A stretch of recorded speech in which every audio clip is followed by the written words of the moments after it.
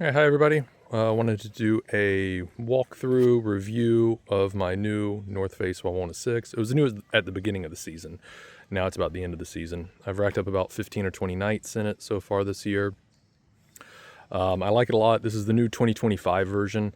As far as I know, the only difference between the previous versions and this is the chemical they use for the fire retardant. The PFAS are being banned in some states. So this review will apply to previous version as well. But this is the only one you can buy right now. So it's really good. I have the window open on this side and the door open on this side. And then on the other side, I have them closed. So I'll walk over there in just a moment and show you what it looks like closed. I'm not going to do a setup. I wouldn't take a very good one. There's an excellent setup video for this by this girl on YouTube. I think her channel is called Camping Guidance. So look it up. It's really good. I find myself looking at it even now once in a while to refresh my memory. It's an excellent setup. She also has a really good review video as well. One question I see asked a lot online is, can I set the vestibule up without the rain fly? So no, you cannot. And I'll show you why. It's all one piece of fabric. So starting here, moving up here, all over the body of the tent, and then down to the rear is all one piece of fabric. So if you have the vestibule on, you also have the rain fly on, and vice versa. There is no half and half. It's all or nothing. I'll walk over to the other side, show you what it looks like closed.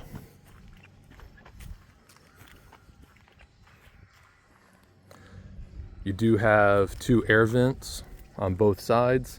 I leave these open all the time. One night it was pretty chilly and I said, let me close these. And that was the only night I had condensation on the walls. So I would just leave them always open. I'll show you a little tip if you're gonna get one of these. I went to Lowe's, I think it was, got an outdoor carpet for about 25, 30 bucks. Put it down and then cut out the footprint of the vestibule here. And then I drilled 4 holes in the corners and to stake it down. And this is great. I can't say how much I love this carpet. Yeah, I know it turns it into more glamping, whatever. So sue me. It's one of my favorite additions. Stepping out with bare feet onto the carpet is great. It also is wonderful in the rain. It just makes it feel a little more homey. All right, so obviously the vestibule, if you're ever Googling top family tents, or especially tents with the largest vestibules, odds are you've seen the Wawona 6, and with a good reason. Here's a vestibule. It's huge, massive. I have this table right here, and it barely takes up any space. I store most of my cooking stuff in here, snacks, paper plates, etc. I have a chair here, could easily fit a second. Sometimes if it's raining, I'll bring our bikes in here, keep them out of the rain. More than enough room. You also have plenty of hooks for lights or anything else you want to hang up. To close, or I should say to open the door, it's toggle loops. One here, one down here. So you just wad it up and use a toggle loop to secure it in place. Only takes a few seconds. Same method for the main door to the tent body, which right now I have open. I don't have it rolled up, I just have it flapping open. If I wanted to open it up, I would roll it, and up here, 2 toggle loops. It's not quite as convenient as having a stuff sack, but it's 20 or 30 seconds worth of work versus 5, so not a huge deal in the scheme of things. Move on into the main body of the tent. So it's me and my 2 kids. They sleep on the queen size air mattress. I sleep on a sleeping pad with a sleeping bag. My tent I had before this was a Core 6-person instant tent. Great tent, I love that. Old tent. This is certainly an upgrade, but I will say the Core was probably bigger for the main tent body. In fact, when you look at the dimensions, I think the Wawona 6 is probably one of the smaller or smallest of the major tents that are marketed as 6 persons. I think my Core was at least a good foot wider and longer, both dimensions. Because with the Core, I had my air mattress, same one, sleeping pad, same thing, and I still had room left over for a suitcase, the cooler. I could probably have even put like a tiny little table if I wanted to. As you can see with the Wawona, pretty much maxed out. Really no room for anything else.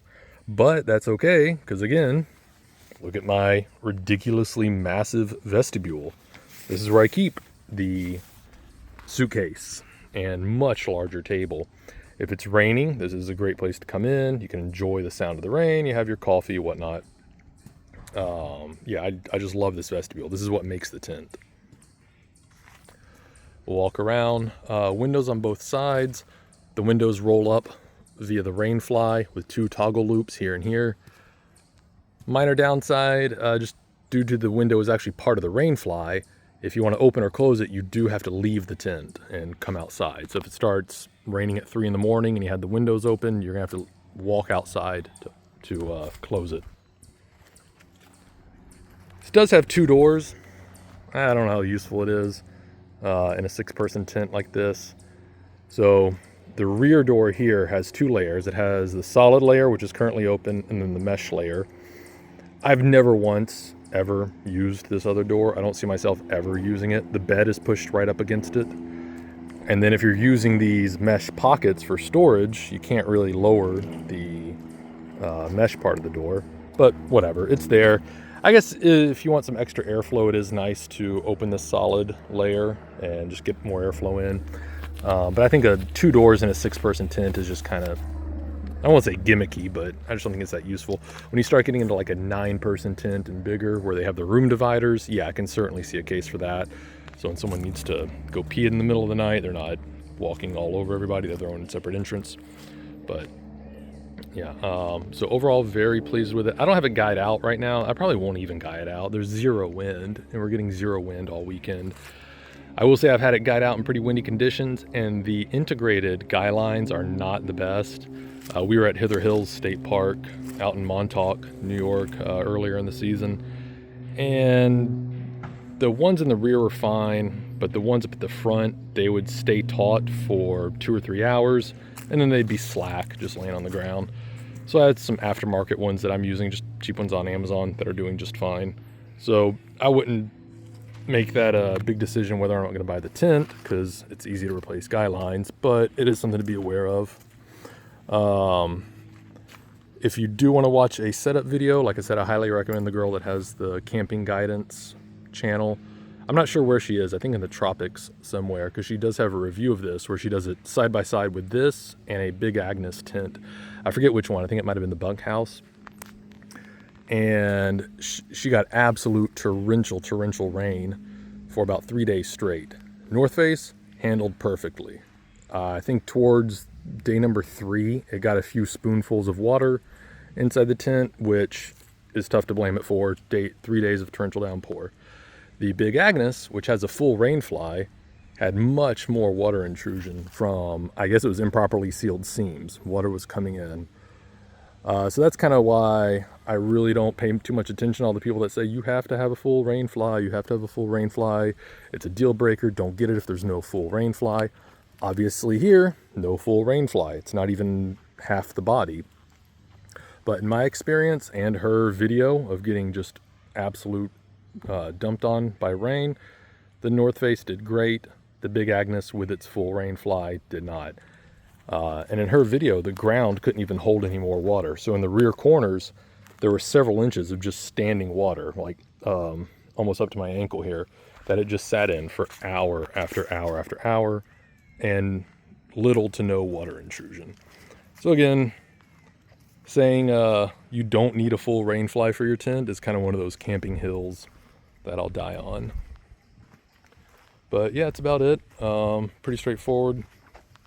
You do have more hooks in here to hang anything, one in the center and then one in all 4 corners.